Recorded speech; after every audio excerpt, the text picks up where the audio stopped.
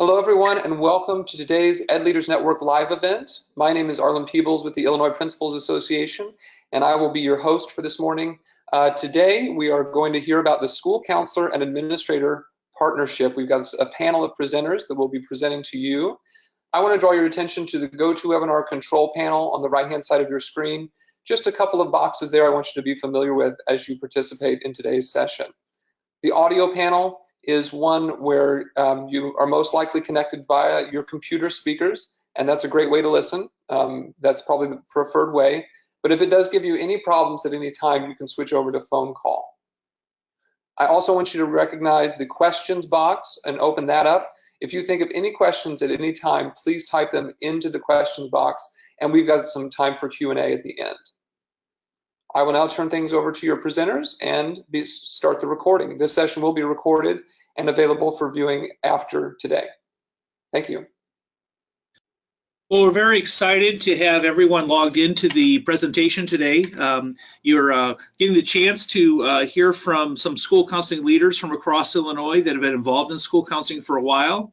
I'm going to have each of them introduce themselves real quickly and share where they work and how they're related to school counseling. Sarah, introduce yourself, please. Hi there. Great to have all you here today. I am a professor down at Belleville on the southern end of the state, and I'm over the school counseling program and have been there about 8 years now.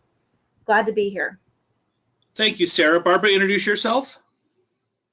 Hi, everyone. I'm Barbara Karpouzian. I was the former executive director for school counseling and post-secondary advising for Chicago Public Schools, past ISCA president, and currently a counselor educator at Northeastern Illinois University. Great to be with you. And Leslie? Hi, this is Leslie Goins. I am a school counselor at Massac County High School in Metropolis, Illinois. I am currently the ISCA president-elect and have been a school counselor for the past 11 years. And I'm Vince Walshrock. I'm an administrator at Downers Grove South High School for student support services and school counseling, and really looking forward to sharing a lot of information with our participants today and really unpacking what this relationship looks like when it works really well. So we're going to jump to the agenda now. And so what we're planning to do first is to just kind of share some basic information about what it looks like to understand what school counseling is now.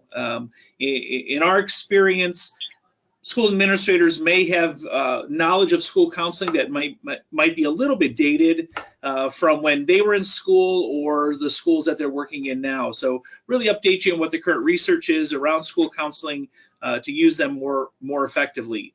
We're also going to spend some time talking about school counseling programs and how they can be run very effectively depending on the structure that they have in their school. Next, I think is always really important to know that this isn't just making things up. There's actually some evidence and research behind what we're going to share with all of you that really gives you some things to hang on to as you talk about school counseling in your own building and how to make those revisions. And finally, we're going to wrap it up just talking about the relationship between administrators and school counselors, and knowing that when that relationship is strong and collaborative, that students are the ones that really benefit. And that's really what this is really about. So that being said, we're going to launch into the presentation, and I'll turn it over to Sarah. Hi there. We're going to briefly talk about how school counselors do positively impact student outcomes, focusing on achievement, attendance, and behavior numbers. I had a great mentor and division chair that suddenly passed away, unfortunately, last summer, but he always told me as a former principal, if I have a good school counselor, my office is less busy. And he said it's because they have a pulse on the school. They're able to really identify cultural issues that might need to be addressed, and they keep students out of the office for behavior issues. So I wanted to pass that story along. So we have positive impacts on academic and behavior outcomes, and I'm going to just briefly do an overview because we have in our handouts a white paper, and we have an annotated bibliography from our white paper, which we forwarded on to legislation and advocacy last year when the Every Student Succeeds Act became law.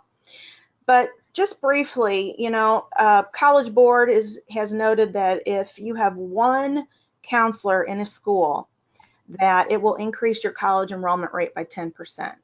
That additional benefits are higher academic achievement, higher GPA, higher test scores, and especially that is even more noticeable in high-risk populations, and less externalizing behavior. So we're going to have less disruptions in the classroom. Who doesn't want that?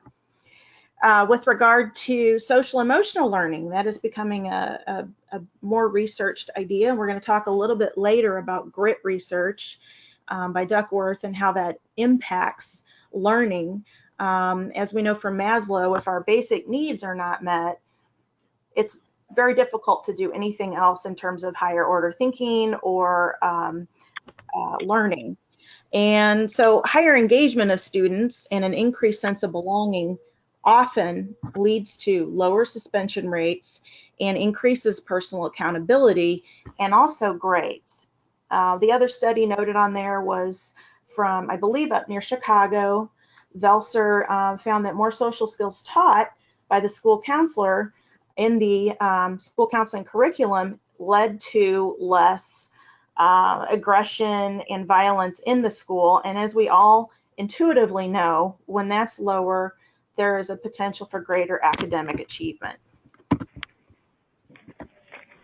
And finally, just another note about the ratios. We're going to talk about ratios in a little bit, but the American School Counseling Association recommends ratios be one school counselor to every 250 students.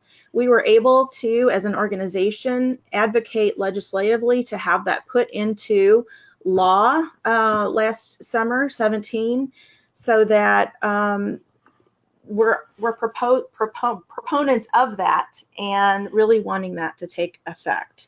So when you look at higher risk schools, the effect of the school counselor in that environment even has more of an effect than in a school that's less marginalized. So increasingly, it's important to have school counselors available. And I just want to mention one other quick thing with regard to that. The achievement gap has been closing, but even though that's closing, high school diplomas seem to be of varying levels of value, in that our African American and our Latino American students are graduating with their college degrees not much larger numbers than before. So we really need to kind of equalize the playing field, and a school counselor can help to do this.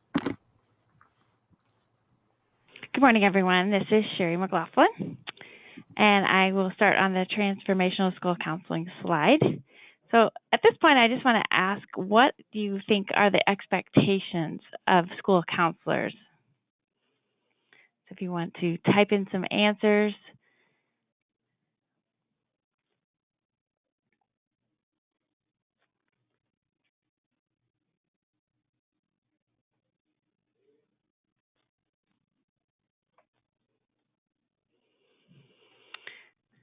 Hi, Sherry, this is Arlen. We have some words coming in here: empathy, scheduling, SEL, college planning, scheduling, supporting, scheduling, so a lot of schedulings, test data, career exploration, social, emotional, academic and college, 504, social emotional support.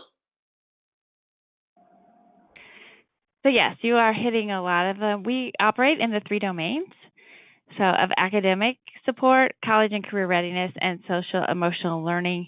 And I know counselors do a lot of scheduling too, but that kind of falls in that 80% direct service.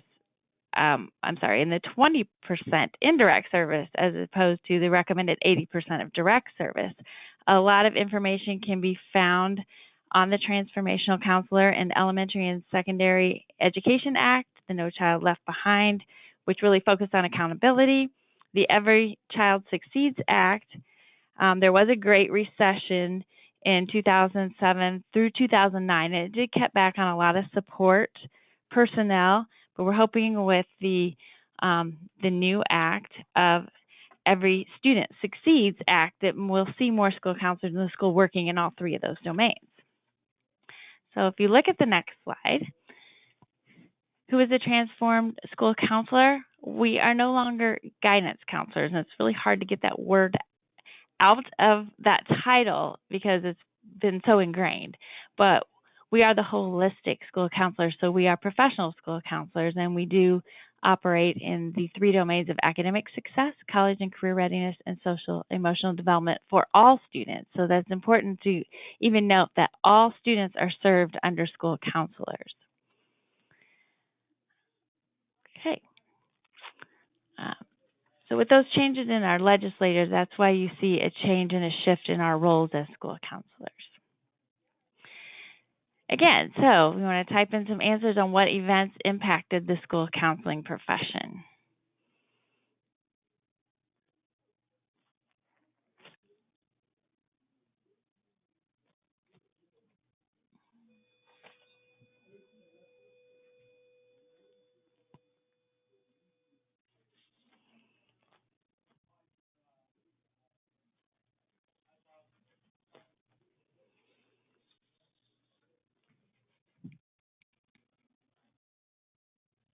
I'm sorry, can you repeat the question for us, Sherry? Yes, what are some of the events that impacted the school counseling profession over the years to have this shift take place?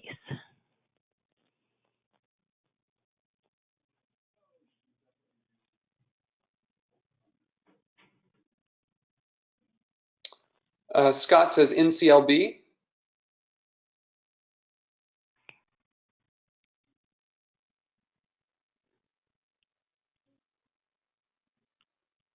Increased school-based violence, SEL needs, economic uncertainty, SEL becoming a requirement. So yes, they've all are hitting it right on the head, and the Every Student Succeeds Act actually has language with school counselors mentioned in that language. So we are seeing more of a need nationwide for those three domains, and so all of that has impacted the school counseling profession. The effects on the school counseling practice. School counselors do serve all students instead of a few, and there is the ASCA national model recommends that 300 to 1 ratio so that we can meet all of those needs in all those domains. We did shift from supporting just individual students to supporting systems of changes, so working with the district and working in those tiers of, with all of those students. And we saw the shift to that support of both mental health and academic achievement. So that's where the guidance was different and our training became very different in our master's level programs. So we started focusing more on the outputs instead of the inputs and how students are different as a result from what school counselors did to help them be successful in all of those domains. So if you look at this chart here, and you also look at the handout, the transformed activities handout that was given to you. You look at the ASCA handout, which created our models and our roles. That had a big impact, and it started actually forming and developing that school counselor. So we took guidance out. Instead of just reactive counseling, we started doing proactive and preventive counseling. Instead of serving just a few students, we served all students. Our role became very defined through the ASCA model. And we also started focusing on the outcomes from our services provided. So we started using data in school counseling. And we have developed into that holistic school counselor. So how do we do this? We work in tandem in role-specific ways. A lot of times people say, well, what's the difference between a social worker and a school counselor? And a lot of that has to do with our training and our job duties. As social worker training, when they take their master's level program, they do things, they take classes such in human behavior, in counseling and psychotherapy, social work interventions, social work advocacy, and work and case management. So you're going to see social workers working more in the special education domain. They'll do social work research classes and policy classes, along with electives that may focus on social interest groups such as the elderly, or actually working with children in schools. School counselors are like social workers. We have to have master's degrees. We have very specialized programs. A lot of them are KCREP certified with 60 credit hours. They may choose, working as a school counselor, or they may have a track of just a guidance counselor, which is more academic or career college. Most programs have you working in all three domains, which is the KCREP certification. You have 2 years of full-time study, supervised internship, which includes counseling of individuals and groups, and serving in schools. We have coursework in methods in human development, educational issues, career development, testing, and assessment. So you can see that the roles are similar, but yet different when it comes to the social work training and the school counseling training. And now I will turn it over to Leslie. Hello. So I'm going to talk to you a little bit about a comprehensive school counseling program, how it fits within a school, but also give you some background knowledge as you reflect and think about how a comprehensive school counseling program can fit within your school. So school counselors design and deliver comprehensive school counseling programs that improve an array of student learning and behavioral outcomes. These programs are comprehensive in scope, preventative in design, and developmental in nature. And the ASCA national model brings school counselors together, creating a unity and focus towards improving student achievement and supporting student development. So on your screen right now, you actually have access to the American School Counseling Association's website. They are the foundation for school counseling. They advocate for school counselors on a national level. They provide a lot of scope and practice and a lot of unity and focus as school counselors from our 50 different states come together with the backbone of ASCA supporting us. But the comprehensive school counseling program is very important in the school's mission. It's driven by student data, and it's based on the ASCA national model. There are a few key areas that the comprehensive school counseling program will cover. Basically, it ensures an equitable access to a rigorous education for all students. It identifies the knowledge and skills of students that they will acquire as a result of a K-12 comprehensive school counseling program. It's a program that's delivered to all students in a systematic fashion. It's based upon data-driven decision-making, and it's provided by a state credentialed school counselor. So kind of to go back to the ASCA and just a quick overview, the American School Counseling Association incorporates 4 themes of leadership in their development. It's leadership, advocacy, collaboration, and systematic change as part of the framework of the ASCA national model. Through application of leadership, advocacy, and collaboration skills as part of the comprehensive school counseling program, school counselors are able to promote student achievement and systematic change that ensures equity, access to a rigorous education for every student, and then leads to closing the achievement gap, providing opportunities and ensuring that there are no gaps in one's success to get a rigorous education. What you see on your screen right now are the key themes. You'll see that as part of the framework of the ASCA national model. So in this graphic, there are 4 themes that are repeated around the frame to indicate the importance of a school counselor's work within these areas. School counselors play a significant part in improving student achievement and are uniquely positioned to be student and system advocates.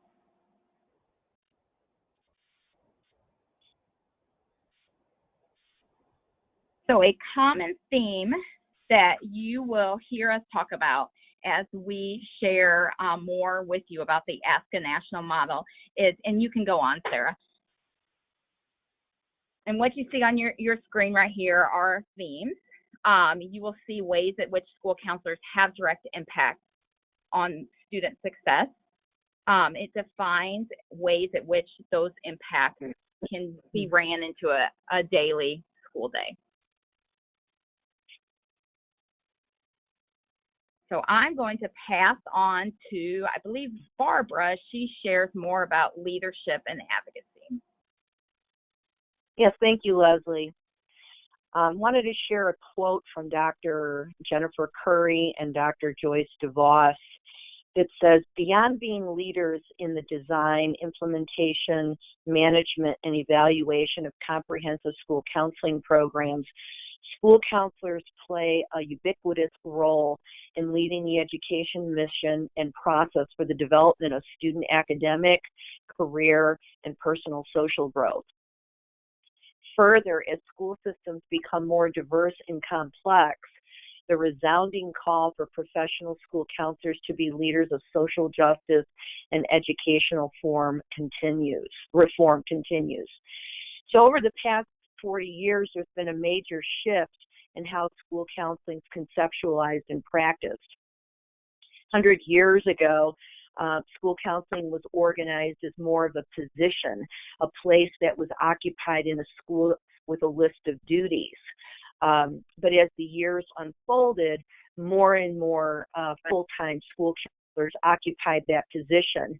And so now we've moved from a position to a programmatic concept that contains a complete array of developmental, preventive, and responsive activities, interventions, and services, all designed to enable students to become college and career ready. And this moves us from putting out fires to developing a plan to prevent them from happening in the first place, and working together to kind of create a climate of expectation from administrators and from one another. It's really powerful for school counselors to be working in tandem with administrators and other stakeholders in the building.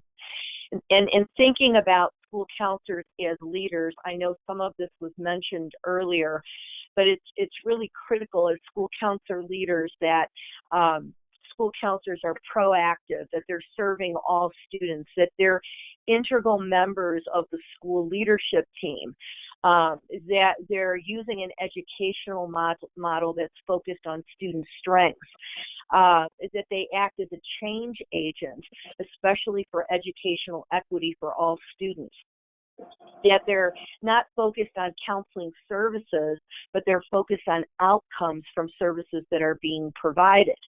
That they're advocating for all students to have rigorous coursework, that they advise all students on multiple post-secondary pathways, that they are accountable for student success, and that they're brokering services from community agencies as well as the school system's resources, that they're collaborating with all stakeholders, including students, families, administrators, staff, and community members, and that they're spending most of their time in Tier 1 rather than in Tiers 2 and 3. Perhaps the most critical difference between the traditional guidance counselor and a school counselor leader is really that emphasis on accountability. That today's school counselor has to be able to demonstrate how students are different because of the school counseling program. Looking at leadership from a district or a state level, here are some real critical components. It's important that we are revising the job description of school counselors so that it focuses on equitable education and on preparing all students for college and career.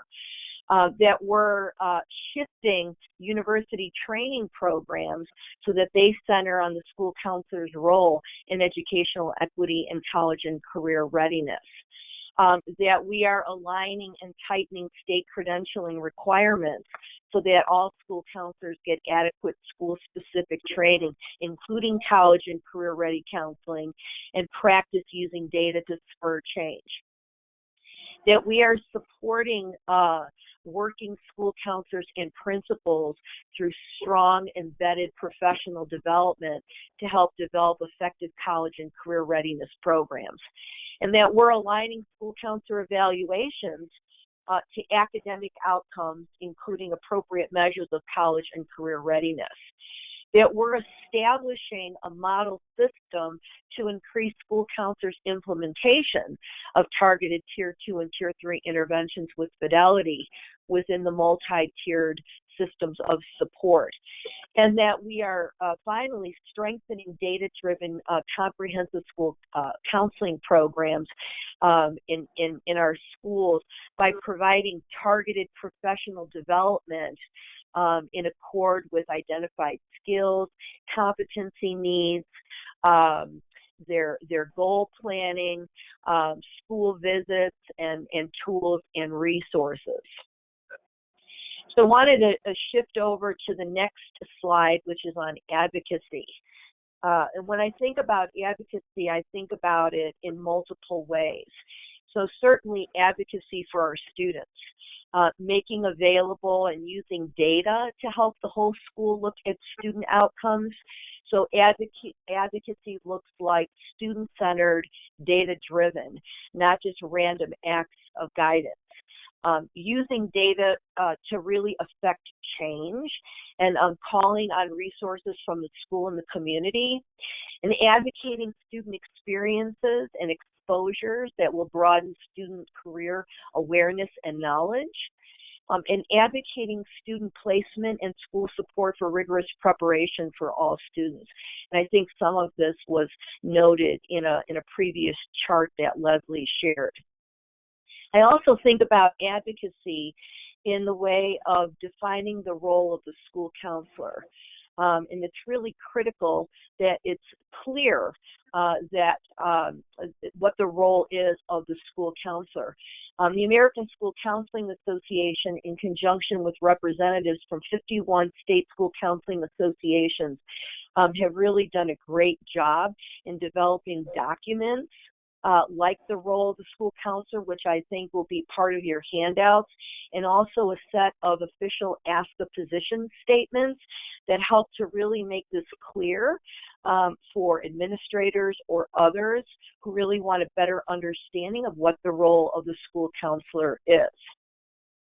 Another way that I look at advocacy is really how school counselors are advocating for their counseling program, how they ensure that stakeholders in their own buildings understand the role of the school counselor and the importance to students of implementing a comprehensive school counseling program.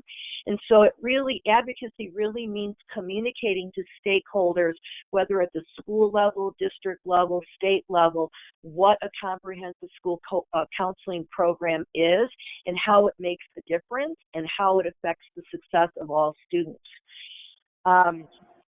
There are some really great documents too that have been put out by the American School Counseling Association. One called the Ask a Mindsets and Behaviors, which really helps to guide the delivery of services from a comprehensive school counseling program, and also the Ask a National Model template. Which are available for tracking and analyzing and presenting data to stakeholders. And the last couple around advocacy would just be, really that everyday kind of advocacy where school counselors are promoting their role in a school by being visible and providing school counselor terminology and signage, their philosophy, their mission statements around the school, around the district. And then also really the final one would be advocacy within the district and state, where there is where counselors are working alongside of administrators or district level administrators to set yearly goals that are aligned with the school improvement plan, and to participate in school counselor training and professional development, to have an advisory board, and to be involved with state legislative issues. So I think at this point, I'm going to be turning this back over to Sherry.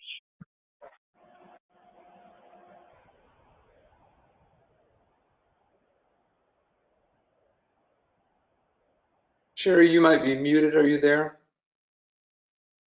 Thank you, Arlen. Sorry There you about go. that. Thank you, Barbara. You said a lot of things very, very well. And when we talk about training and collaboration, we talk about not only doing that within our own profession, but also with our schools, with our districts, with our community.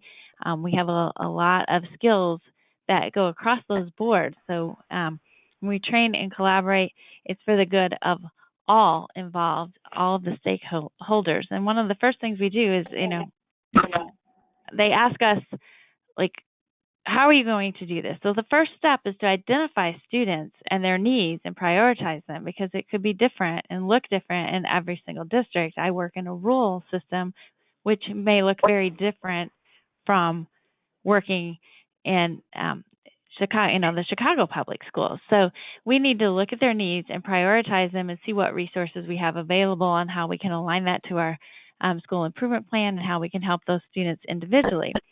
Next, we're going to use careful, tailored interventions, and we create those for all students on Tier 1. So we're going to work with all those students based on our needs and our priorities, and then we'll work with some of those students in Tier 2 and a few of those students in Tier 3.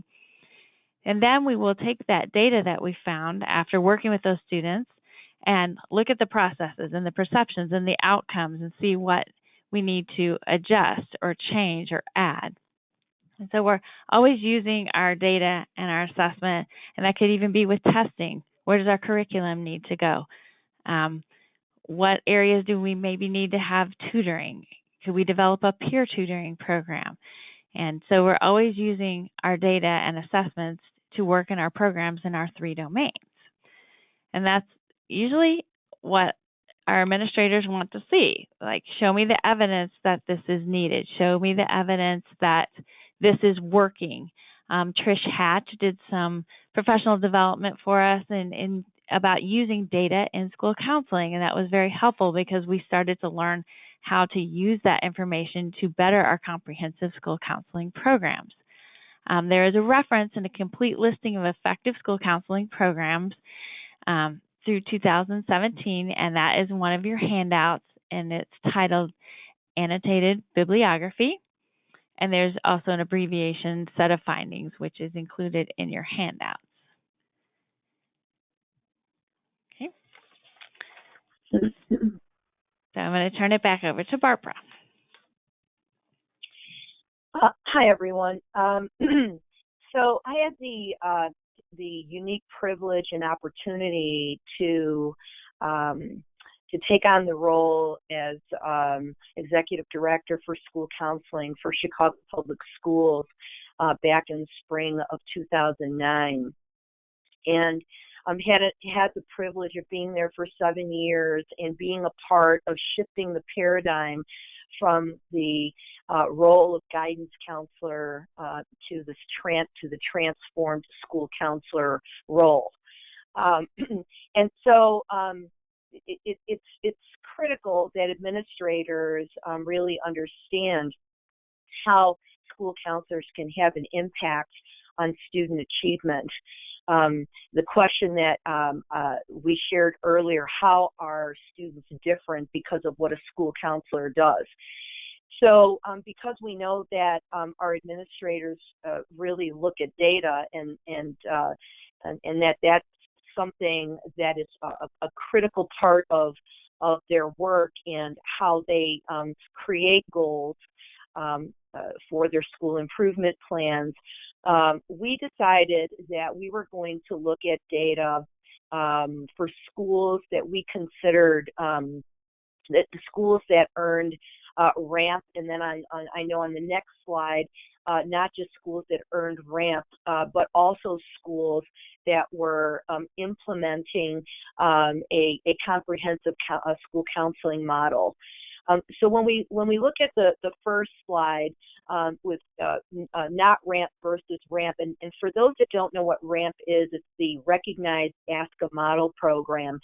And what that means is that this is a program that's been recognized nationally for its for being a comprehensive school counseling program where where it demonstrates that it is data driven and that there is intentional school counseling happening in the building. And so we looked at our schools that were ramped and our schools that were not ramped, and we were able to see, as you can see on the chart here, that there was a significant difference around these different measures, whether it was high school graduation rates or college enrollment rates or attendance or misconduct. Schools that had a comprehensive counseling program were actually outperforming other schools. And when we looked at these ramp schools, they were not just selective enrollment, but they were schools across the district. They were in different neighborhoods across the district. And for Chicago Public Schools, we have over 600 schools. This focus was on high schools mostly, and these schools were in varying neighborhoods. They were neighborhood schools, military academies, occupational academies, and then also traditional high schools. On the second slide, because we did this a few years in a row, and so you take a look at the second slide, you can also see that schools that had comprehensive counseling programs or that had earned RAMP certification outperformed other schools on multiple measures. And this is something that has to be done, This is not done in a silo. This is done in collaboration with administration and faculty. And so in order to become a RAMP school, this is a year-long process of collecting data. It's a lot of hard work. And so the support of administrators is critical, but the outcomes are great. And so now I'm going to transition back to Leslie. Hello. So I'm going to give you an overview of data. So it's easy to get lost in data and be consumed in how to understand data when it's coming from many different angles. So right now I'm going to just kind of review the difference between process and perception data. So interventions that school counselors provide are documented in our lesson plans using process and perception data. Perception data is gathered often using a pre- and a post-test format. This format measures attitude, skills, and knowledge. So school counselors are probably most familiar with process data, which for many years was the forefront of our focus. Process data answers the question, what services did you provide and for whom? In essence, process data provides evidence that an event or an activity occurred. Perception data, however, goes deeper. This answers the question, what do people think they know, they believe, or can do? So these data points measure what students and others observe or perceive, any kind of knowledge that's been gained, attitudes and beliefs held, and competencies that have been achieved.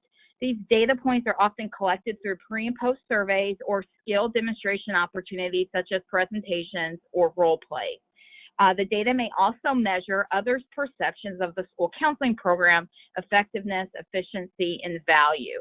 So process data is documentation that an event occurred, but the perception data, I think, is more qualitative in nature and is going to dig deeper and evaluate one's attitudes towards a process.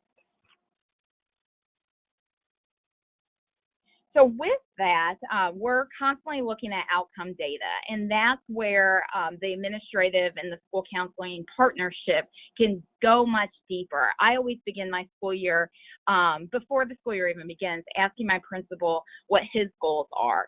And then together we align his goals with how the school counseling program can help him reach his goals. He likes that partnership. Knowing that the school counselors are there to help and support makes his job a lot easier, and then together we're so much stronger. So with that being said, interventions are documented in lesson plans and then reflected upon on a regular basis. School counselors play an integral role in many different data points that are referenced on this page. So this list is an example of achievement-related data and achievement data that school counselors should be processing and reviewing on a regular basis with their school administrator. Not only can this data serve as an advocacy tool for your school counseling program, but these data points directly impact students. And then as you scan this data point, you'll know, or you will be knowing, if you don't know already, that many of these data points now go into the funding formula that has been put into place.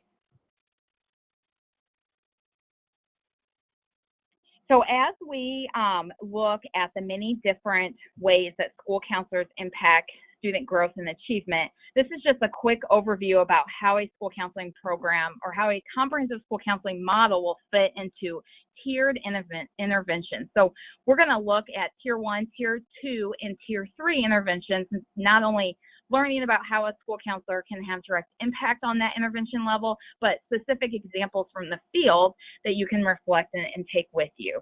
So there are 3 strands of curriculum, and it's data informed in its delivery.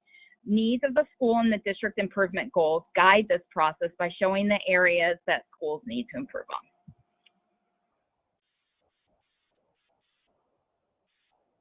Okay, so I have a visual and I have a quick video.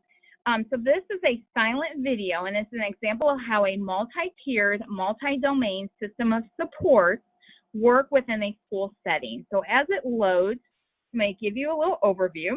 So the students are getting off the bus and coming to school, and they all receive Tier 1 instruction from the school counselor in the 3 ASCA domains of academic, college and career, and social emotional.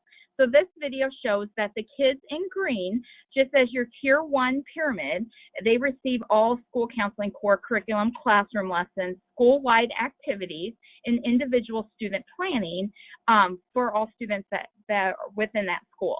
However, some students need more, and this is where students that go through the door of Tier 2 intentional interventions for data-driven, such as maybe a negative citizen mark on a report card, low grades, discipline referrals, attendance, and credit deficiency. So as you notice in the video, students do not stay in Tier 2, but instead they move back down to Tier 1 as they improve, or may move up to Tier 3 if they need additional support. Situations that may indicate a student needs Tier 3 services include a suspension, a crisis situation, and a high number of absences or large services, failing grades, etc. So school counselors continue to monitor student improvement in data throughout this process, and they implement prevention and intervention activities through this model to best meet the varying needs of all students.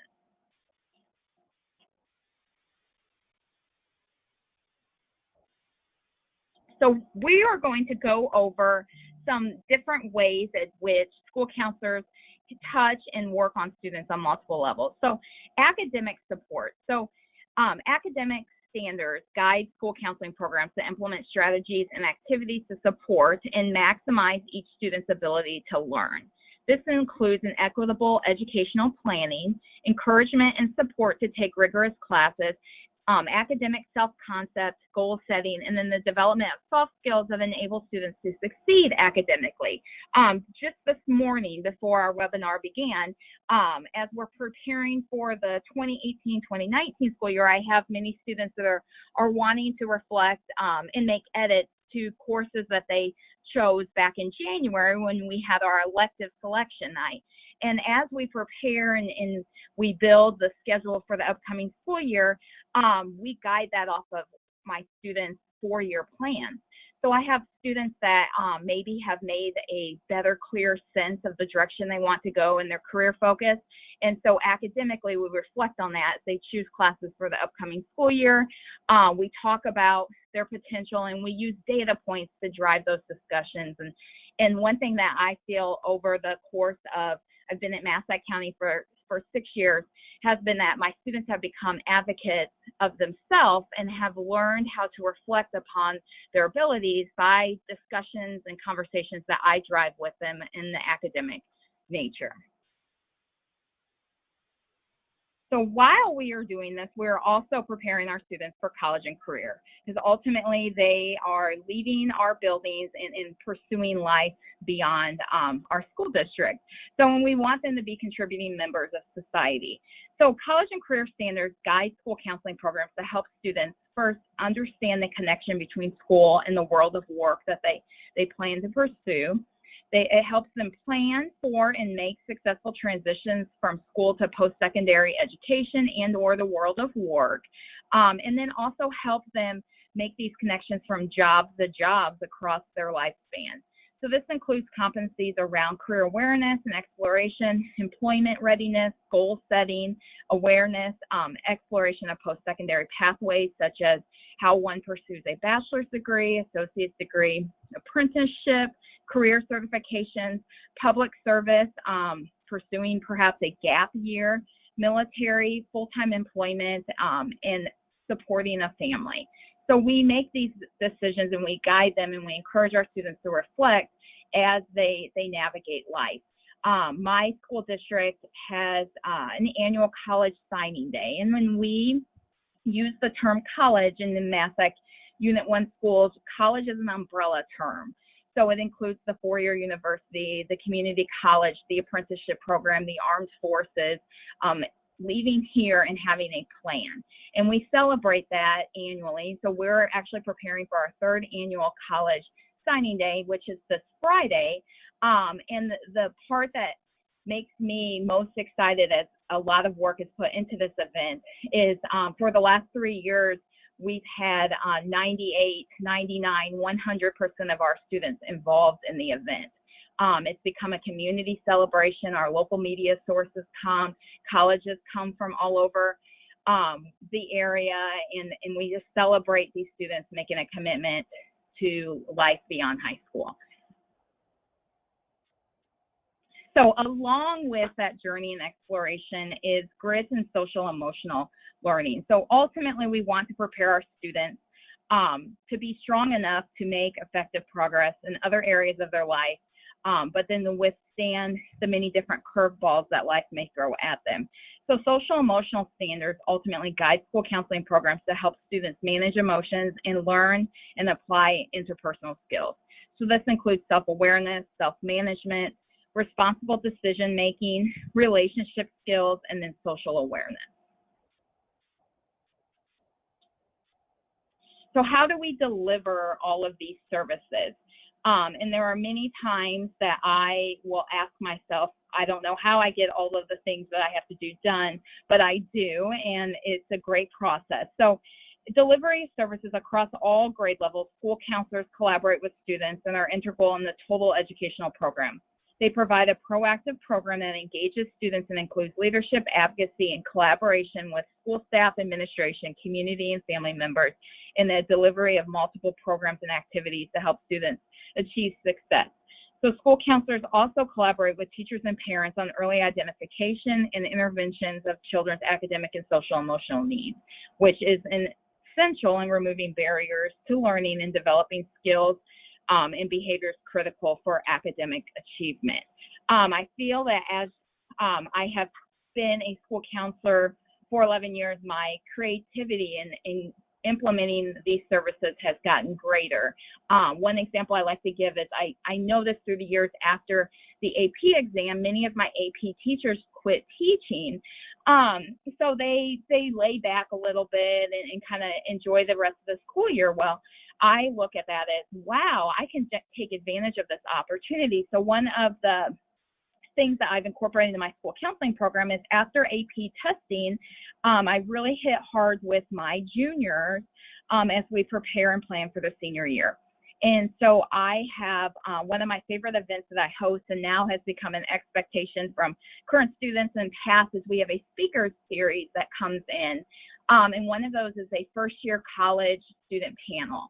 And so I bring back the prior year graduates and they from multiple angles. So I bring back the community college students. I bring back a student that went far away, 4 or 5 hours away from our community. I bring back a student that went to another community college in our town. I bring back a student from a vocational setting. And so I try to hit multiple angles, and we usually have a speaker series of maybe 7 to 8 students, and they talk about their first year in college.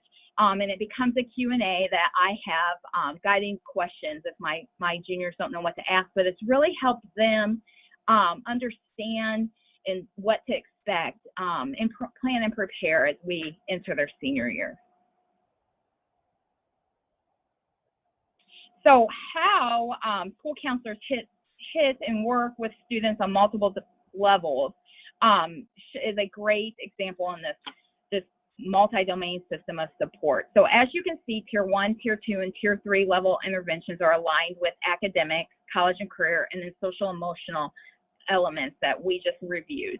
So school counselors have a direct influence on every level of support. And then as we transition, I'm going to pass the mic to Dr. Patterson Mills as she shares the most recent revision of the Illinois developmental model. Hi, everybody. In the interest of time, because I know we're running a little short, I'm going to kind of quickly overview this model with you. And then, because I want us to get to the metric data that we have from Illinois schools that we wanted to share with you across the state. So the Illinois model has recently received national attention because of some features that are unique to it that the American School Counseling Association, our flagship organization, is thinking of maybe implementing at the national level. Everything that we have is hyperlinked in this model. Some of the highlights are delivery, chapter, and management, and use of data. This was truly a brainchild of the entire state. We worked on this and just presented it at our April conference. So last year we were really working hard on this. This is something that cannot be absorbed in a short presentation. You know, but it's really important, I think, for administrators especially to maybe make that 30 minutes to sit down with your school counselors at the beginning of the year, over the summer, and really go through what is it that the potential of a school counselor can do in your school. And so this would be a really good tool to sit down and look at with them. I'm gonna breeze over this, Sherry.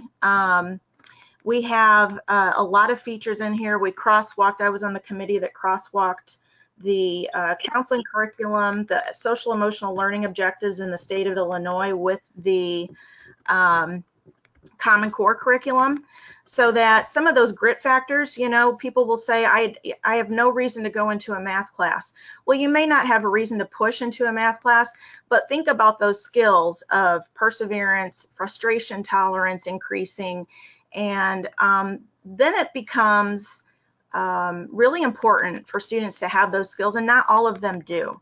And in fact, I'm also a member of the National Career Development Association. And within that organization, there was an article just this week that talked about how our graduates are not coming out with those soft skills that include some of these grit factors. So problem solving and creative use of thinking is really part of those soft skills, as well as communication skills, written and oral. So this is all within the new model, and it is a live document. We are adding curriculum as we receive it. We're adding everything a school counselor would need if they had to go in and talk about academic, college, career, or social emotional. They would be able to access these materials readily because they're all hyperlinked. So it's a really neat feature. And we didn't just pull from Illinois because I was trained in Missouri as a school counselor. We pulled from across the nation. So this really is a great comprehensive list of curriculum ideas for our school counselors. So again, you know, data. Go ahead, Sherry. I'm going to just jump in real quick. I also serve on the POWER Act, the PACE model for the career development, and now I'm working with the transitional math and transitional reading that is coming down the pipeline through the POWER Act. So all of those things, which has been nice being on these committees as a school counselor, because it was already, it wasn't like we're going to dump more on the school counselor. You're looking at those models and you're seeing where you're already doing these things in your school. Leslie highlighted a lot of things that she's currently doing in her school that most of us across the boards are doing. So when a school counselor sits down and they look at these models, they're like, I'm trained to do this. I can already do this. I can collaborate and partner. I I have this information, I have this knowledge. And our model just drives all of that. And it's all a working model. And if you look at some of the things she talked about, it's counselors using these templates and sharing them. So we have basically these lesson plans across the state that all counselors can use in any situation. You're not always reinventing the wheel, but we do have a lot of training and resources that would be readily available to any school district and would help them in all these things that they're looking at and saying, hey, how do we go about this? Who do we contact? Who do we need? And school counselors are your answer. You can tell I'm passionate, but we do have a lot of things that would be beneficial to school districts. And I'm just going to end my slide so you can go into the metrics, where there is this myth that we spend all of our time in the tier 3, and we really do support all students. So that is a myth that we'd like to dispel. And then I'm going to go ahead and turn it back over to Sarah for the next portion of our presentation. Thanks, Sherry. You know, we're going to skip over the reflection, but I do want you just to kind of, these might be some guiding questions for you when you sit down with your school counselors during those meetings during the year in the summer when you're looking over the manual. You know, what services are being provided already, and what would be a goal that the school counselor could work with in conjunction with the district improvement plan or the school improvement plan. What we're going to go into now, because I'm from Missouri, we're going to do the, show us the numbers. But these are things that, interventions that our students and our practicing school counselors have created, implemented throughout the state. So this particular student was working on reducing office referrals, and this was a Title I school, K through 4, East St. Louis. You know, there was low attendance, high office referrals for behavioral outbursts. So the counselor looked at previous year's data, disaggregated it, noted that there was a positive correlation between the number of referrals, attendance rate, and academic achievement.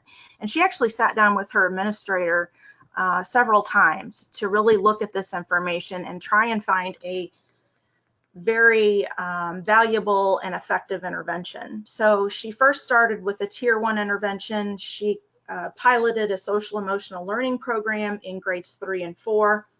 Tiers 2 and 3, for those students who needed more instruction, were given some small group and individual one-on-one sessions with the school counselor. And from that, the number of referrals decreased by 30%, the attendance rate increased by 50%, and 100% of the teachers surveyed noticed a difference in their behaviors in school.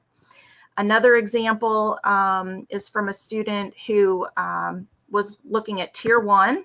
It's a Southwest Middle School in Illinois. By the high school, she noticed 89% of students were college and career ready, but only slightly less than half were ready at the middle school level. Again, disaggregating that report card data and additional data records kept within the school, she was able to ascertain something was going on at middle school.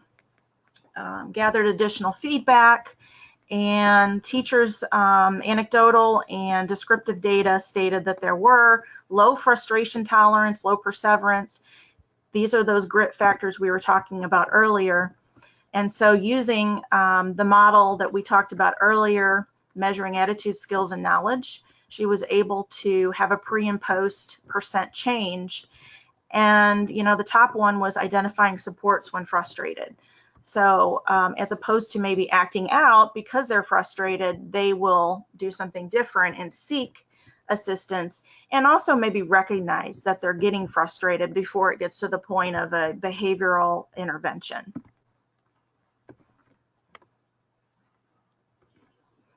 Barbara, are you there? I am. Thank you, Sarah. Yep. So I wanted to say we got 750 counselors in our district, and we required the counseling teams across the district to submit what we called an evidence-based implementation plan. And as part of that, the counselors had to establish 3 goals: an academic, a career, and a social emotional. And those goals would be based on data in collaboration with their principals, and also with and also looking at the district initiatives. So Phoenix Military Academy is the next slide here, is at the end of the year, after these counselors established these goals, developed an action plan, we also asked them to create what we called a flashlight or a results report, so that we could see if they were able to, if they were successful, what might have been some of the hindrances, obstacles, and how they might look at things different the following year.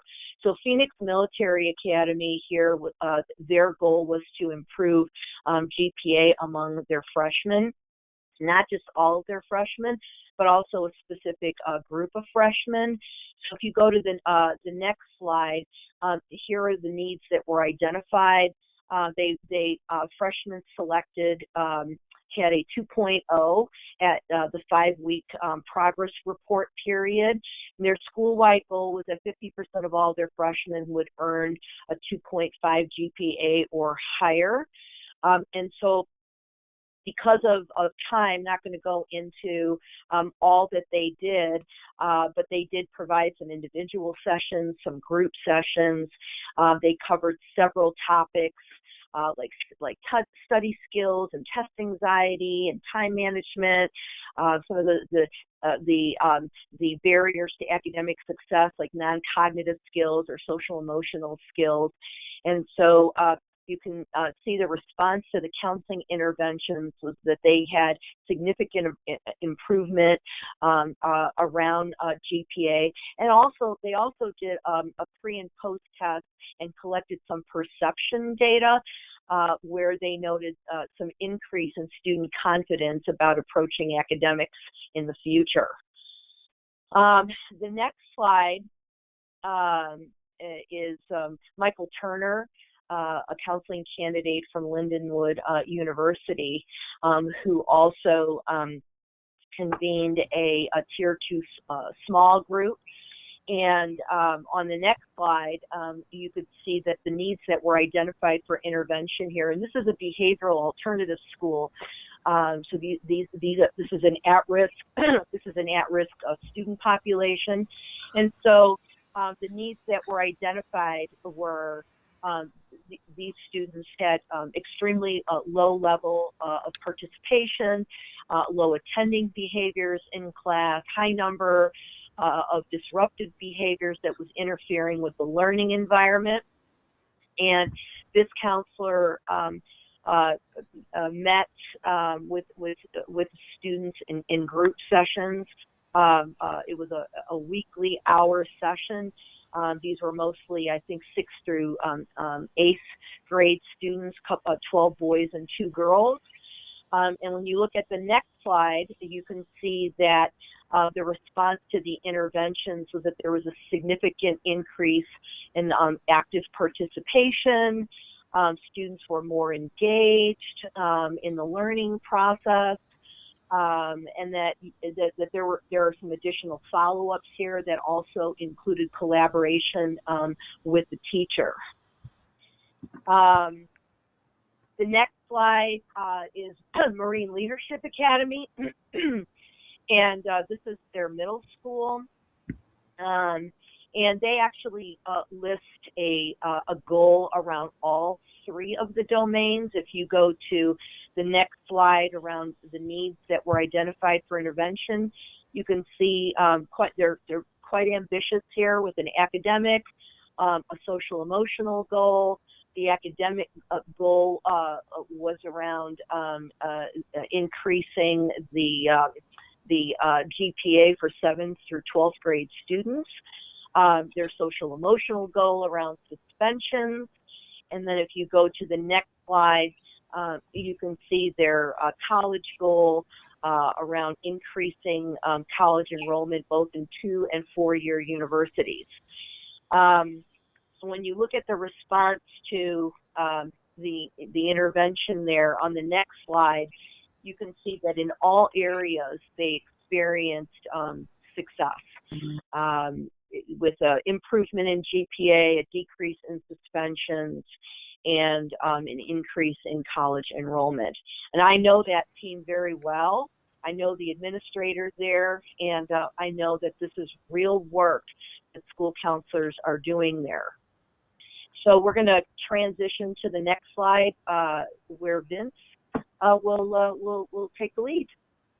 Yeah, I'm going to bring us home here, just kind of pulling everything together. Obviously, there's been a lot of content shared with all of you, and hopefully provided a real foundation for understanding of what you can use school counselors for when they're using the training that they have. Some quotes here. It really is not just an ancillary feature to have school counselors. It's core to schools. We've seen evidence that it makes a difference that school counselors are there, and also some great evidence that Barbara shared of some tangible pieces that happen when school counselors are doing the interventions that they're trained to do. Leslie spoke very well about that partnership that she has with her own administrator. I thought it was a wonderful example of that. And I would encourage all of you on the call today to take the information that you've shared today. I know Sarah made the same challenge to all of you as well. And take some time to process this. This may be new information for all of you. And then where you have opportunities in your schools, maybe it's around school counselor ratios, to advocate for that 1 to 250 ratio that's put out by ASCA as the recommendation, and getting closer to that 1 to 250 ratio, because that's when school counselors can really be most effective. There's some information in here about ratios that I encourage you to take a look at, and what those ratios look like in each specific grade level. The big piece around the ratios is really around time, and that's the slide you're seeing now. And making sure that the time that we have with counselors is such a valuable time, that they're using the time in the way that they're designed to be using it, and that 80% direct and 20% indirect model. And there's that chart that explains what it looks like at the different levels. This wraps us back around to the beginning of the presentation that Leslie shared with you, that in the comprehensive model, all of these things take place, that having the appropriate time is what's most important. And so this year in Illinois, you may know that the Illinois School Counselor of the Year, Kirsten Perry, was actually selected as the ASCA National School Counselor of the Year. It was a big deal for Illinois. And Kirsten provides a great example for us for what school counseling should look like. I'll encourage you to take a look at that on your own when you have time to look at her video and more information about her. Same thing with the presentation here. This is her principal, Kirsten's principal, that talks about what she did. And there's the description of what Kirsten accomplished. One of the things, many things that Kirsten accomplished at Lawndale Community Academy. Has really transformed that school because of work of one school counselor. And finally, about strengthening the team. You've heard a consistent theme throughout the presentation today, not just about the value of school counselors, but how important it is for school counselors to work with their school administrators, to have that conversation before the school year begins, to review what those goals are, come up with goals together, and then align those goals with a comprehensive school counseling program that can support completing them and have great student results as a result. Students are the ones that benefit from this. You've heard this throughout the presentation today, and we hope that you've taken that piece away and set up a time to talk with your school counselor. And we want to thank you for being a part of the presentation today. And hopefully you received some new information that you can take back to your school and implement immediately, or at least in the next school year. All right, well, thank you so much, Vince, for taking us home with that. And thanks to all of our panelists for sharing such great information. And thanks to our participants as well for logging in and taking part of this webinar. I apologize, we ran about 10 minutes over, but for those still on the call or on the conference, if you have any questions, feel free to type them into the questions box, and we'll make sure to get those addressed for you before you log out. If you're running short on time, I understand if you need to close the GoToWebinar control panel and log out. One question that we've got comes from Catherine. She asks, what is GRIT, G-R-I-T?